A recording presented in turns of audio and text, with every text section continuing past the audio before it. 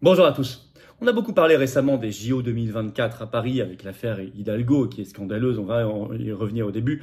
Mais surtout, moi je voudrais aborder l'idée, cette affaire Hidalgo peut être symbolique de cela. Qu'est-ce qu'il mijote? On a l'impression qu'il y a une espèce d'opportunisme derrière, sous prétexte des JO, des attaques massives contre les restrictions de liberté, contre le code du travail, même contre notre patrimoine, notre art de vivre. Tout ça ressemble d'ailleurs furieusement à des exigences de Bruxelles ou du Forum mondialiste de Davos. On jugera pas ici la beauté des jeux, la compétition sportive, c'est pas du tout cela, on fera pas le procès de cela. Simplement, comment les macronistes, mondialistes, récupèrent les JO pour peut-être pérenniser une autre société derrière, dont on ne veut pas, de contrôle, de surveillance, de précarité, de mondialisme. On va ici parler des JO sous un angle que vous ne verrez pas aux 20h ni sur BFM TV. Alors n'hésitez pas à partager cette vidéo, à la relayer. Pour cela, vous abonnez à cette chaîne YouTube. Vous cliquez sur s'abonner en dessous, c'est un clic, c'est gratuit. Ou réabonnez-vous si YouTube, vérifiez, vous a désabonné, ça arrive. Vous êtes nombreux à vous être abonnés récemment à la chaîne. Grand merci à vous. Vous avez compris l'intérêt parce que plus vous êtes abonnés, plus YouTube va recommander, faire la publicité de ces vidéos à des gens qui peut-être ne nous connaissent pas encore. C'est formidable. Puis vous, si vous êtes abonné et que vous appuyez sur la petite cloche à côté, vous êtes notifié dès qu'il y a une nouvelle vidéo sur la chaîne. C'est quand même, tout le monde est absolument gagnant. N'hésitez pas, je vous en remercie beaucoup. Nos événements, dans quelques jours, la très grande manif nationale, brisons nos chaînes, UE, censure, autant, avec des drapeaux français, on ramène. Samedi 11 novembre, Paris, rendez-vous 14h, place de Barcelone, avec des invités exceptionnels. Pierre-Yves Rougeron, son vice-président Romain Bessonnet, intervention de Philippe Murer, d'Aldostérone, on aura Charles-Henri Gallois également qui sera là. Enfin, ça va être extraordinaire. Venez très nombreux, c'est ouvert à tous, sécurisé, adhérents, non adhérents, tout le monde. Je vous attends, bien sûr. Et le 30 novembre au soir, je suis en grande réunion publique à Nîmes. Vous pouvez vous inscrire, il y a un formulaire pour Nîmes. Venez à la réunion publique, ça va être magnifique également. On prolonge, on vous offre un verre de l'amitié pour discuter. Vous allez voir tout ça. Voilà. Par ailleurs, n'oubliez pas notre pétition nationale contre l'injection obligatoire Covid pour les enfants. Attention, ils viennent de le faire au Brésil. Elle est également assignée et relayée sous la vidéo en description. On y va. JO 2024, ce qu'il prépare en douce, ce qu'il mijote éventuellement. Une sorte de répétition grandeur nature, une expérimentation pendant les JO d'un modèle mondialiste sur tous les secteurs de la vie et de la vie publique. Comme si Davos devait se déployer par ces JO. Alors d'abord, une illustration des dérives par la caricature scandaleuse de l'affaire Hidalgo. Mais j'en parle parce que c'est significatif. Regardez comme ils sont capables déjà d'utiliser les JO. C'est un symbole, on ne sait pas si on doit en rire ou en pleurer, des dérives déjà de ces JO. Bon, tout est sorti le 25 octobre par le Canard enchaîné, où on a appris que jusque mi-novembre, Anne Hidalgo, la maire de Paris, était à Tahiti, en Polynésie française, avec une délégation de 6 personnes. Alors d'abord, en fait, depuis le 15 octobre, elle était en Nouvelle-Calédonie. Voyage, on nous dit, à titre historique et culturel. Bon. Et puis ensuite, elle est partie en Polynésie française. Alors, à l'AFP, elle a répondu que c'était une visite officielle avec la visite du site olympique de surf à Teahupo'o. Bon, mais très vite, la présidence de la Polynésie française a dit que ce n'était pas officiel et le Parisien a révélé le 2 novembre que maintenant la fille d'Anne Hidalgo habitait en Polynésie française et que des élus dans cet article du Parisien disent que c'est une visite privée, je cite. Le 3 novembre, le Parisien toujours dit que finalement elle n'a même pas visité le site de surf. C'est quand même une sacrée polémique parce qu'il y a de l'argent public, tout ça, il y a une délégation. Il y aurait un mensonge. Je vais vous lire un article sur cela du Huffington Post du 4 novembre très rapidement. Tout prouve que ce déplacement dans le Pacifique Sud est un voyage alibi. Tony Estanguet et la ministre des Sports Amélie Oudéa-Castéra se sont déjà rendus sur place il y a 2 mois. Rien ne justifiait ce déplacement d'Anne Hidalgo, qui n'est que la maire de la ville d'accueil, réagit auprès du Parisien David Alphand, vice-président du groupe Changer Paris. De son côté, l'équipe de l'élu socialiste met en avant des réunions bilatérales qui ont bien lieu sur place. C'est illustratif comme de ce qui se prépare, les dérives, les abus, comment ils sont capables de tout. Je voulais vous en parler, c'est scandaleux. Absolument scandaleux sur le fond. Alors d'abord, les attaques contre les libertés. Et là, on parle de choses encore plus sérieuses parce que ça nous concerne tous, c'est durable et profond. Vous savez, on en avait déjà parlé, mais cette loi avait été définitivement adoptée le 19 mai dernier. Une loi qui s'appelle la loi olympique, qui est un peu fourre-tout, dont l'article 7 autorise la vidéosurveillance automatisée ou algorithmique avec reconnaissance faciale dans l'espace public. France 24, le 24 mars, avait sorti un article qui est toujours en ligne, le titre « Paris 2024, les JO cheval de Troie de la vidéosurveillance algorithmique » avec des dénonciations par les défenseurs des libertés. Je vais vous lire un extrait de ce France 24. Alors que la France se prépare en championne des droits humains partout dans le monde, elle se présente, en championne des droits humains partout dans le monde, sa décision d'autoriser la surveillance de masse assistée par l'intelligence artificielle pendant les Jeux Olympiques entraînera une offensive généralisée contre le droit à la vie privée, le droit de manifester et les droits aux libertés de réunion et d'expression, a dénoncé dans un communiqué Amnesty International après l'adoption de l'article 7 en question de la loi. Voilà ce que je voulais vous lire. Alors, France Info, déjà le 24 janvier dernier, je reviens un peu en arrière pour vous expliquer, titré ainsi « JO 2024, la CNIL », donc Commission nationale informatique et liberté, appelle les parlementaires à ne pas introduire la reconnaissance faciale dans la loi. Et dans cet article qui est toujours en ligne, vous aviez le journaliste qui posait une question aux représentants de la CNIL en disant « N'y a-t-il pas un risque que cette loi, qui est censée être provisoire, devienne définitive par la suite ?»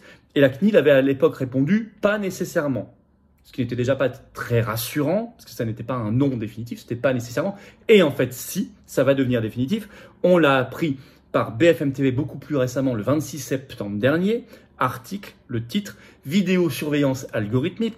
Le gouvernement évoque une utilisation durable après les JO 2024. Mais nous, on avait prévenu, dès qu'elle avait été adoptée en mai dernier, on avait dit attention, évidemment que c'est un prétexte, ils vont la pérenniser après.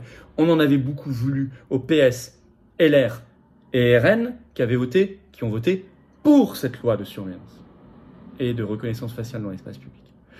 Et en effet, c'est ce qu'a déclaré sur France 3 le 24 septembre la ministre des Sports Amélie Oudéa-Castéra, qui dit que normalement la loi court jusqu'au 31 mars 2025, ce qui est déjà bien après les JO, mais qu'en fait elle pourrait être, je cite, prolongée, dit la ministre, si le dispositif fait ses preuves. Et moi, je vous parie qu'ils vous diront, c'est bon, le dispositif a fait ses preuves, on va la pérenniser et la rendre durable et définitive. Ça, c'est une dérive à la chinoise. Très grave. Liberté de manifestation, liberté de s'exprimer, de se déplacer, droit à la vie privée. Il n'y a pas que ça. On profite des JO pour attaquer le droit du travail. Une bombe sortie récemment par le Canard enchaîné, c'était le 1er novembre. Le titre, le Code du travail survivra-t-il aux JO de Paris 2024 ? Un décret va légaliser la suppression du repos hebdomadaire pour des milliers de salariés qui travaillent à l'organisation des épreuves, à leur retransmission et à l'accueil du public. C'est ce qu'a fait savoir en effet la ministre des Sports au comité de suivi des Jeux Olympiques 2024, tout récemment. On rappelle quand même que même chaque année lors du Tour de France, qui est une très grosse organisation sur toute la France par ailleurs, même récemment la France a reçu la Coupe du Monde de rugby.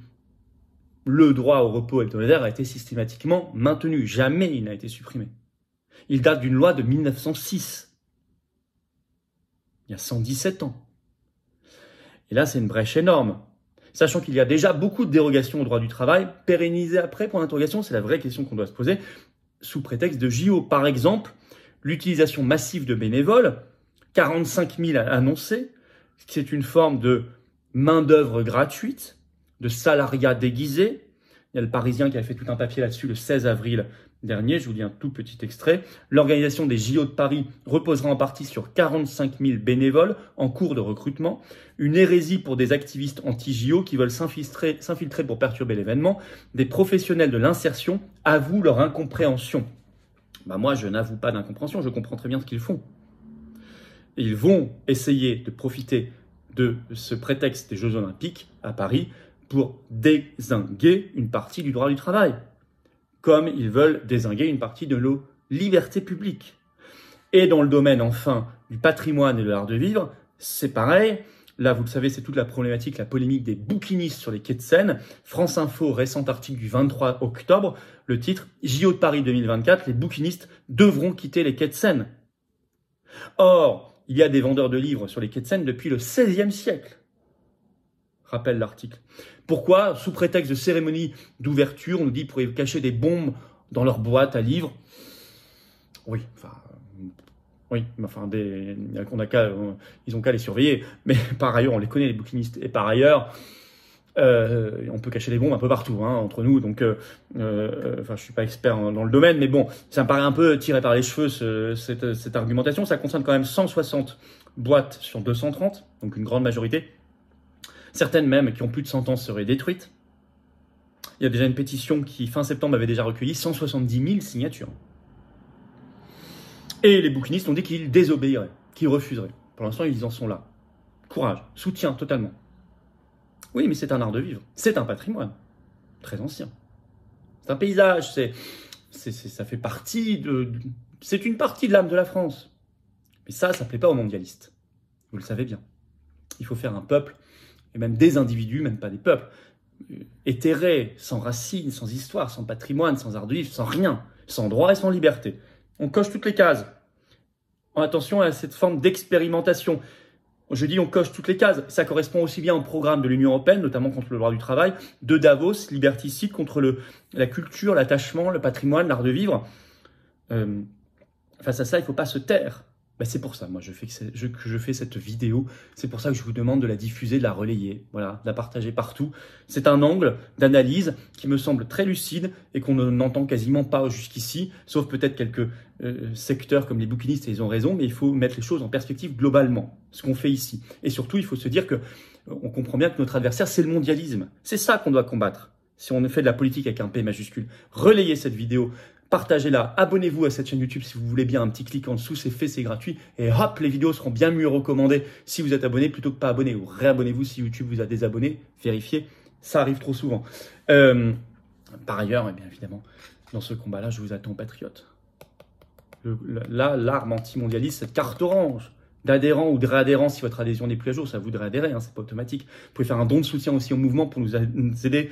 Et il n'est pas exclu qu'on en fasse dans ce cadre-là, hein, qu'on fasse des actions très concrètes, mais ça coûte. On n'a pas les copains, les réseaux, les millions du système. Non, pas du tout.